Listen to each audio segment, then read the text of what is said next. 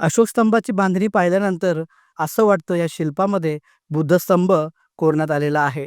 जर आपण व्यवस्थित बघितलं तर हे बुद्धस्तंभ आपल्याला पाहायला मिळत आहे. या बुद्धस्तंभाच्या बाजूला आपल्याला नागवंशीय राजा पाहायला मिळत आहे. नागवंशीय राजांच्या डोक्यावरती आपल्याला नागाचं शिल्प पाहायला मिळत आहे. म्हणजे सुरुवातीच्या काळखंडामध्ये नागवंशीयांनीच बुद्ध धम्म टिकवून ठेवला होता. याच लोकांनी बुद्ध धम्माचं रक्षण केलं. याचं हे शिल्प इथे दाखवण्यात आलेलं आहे.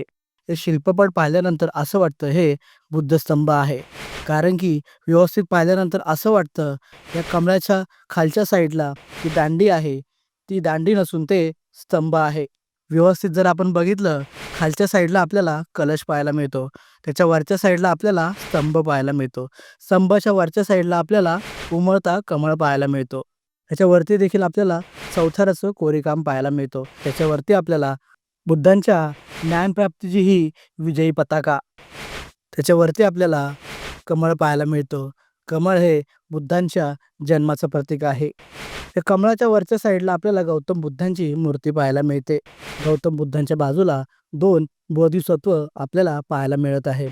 वरच्या साईडला जे गंधर्व बघतोय त्यांच्या हातामध्ये मुकुट आहे. हे मुकुट गौतम बुद्धांना घालण्यासाठी ते येत आहेत. असं शिल्प त्या ठिकाणी कोरलेलं आहे.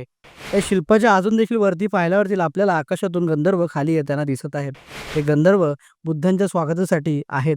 खूप सुंदर असं या शिल्पाचं कोरीवकाम झालेलं आहे. याच्यावरून हेच सिद्ध होतं की हे बुद्धस्तंभ आहे.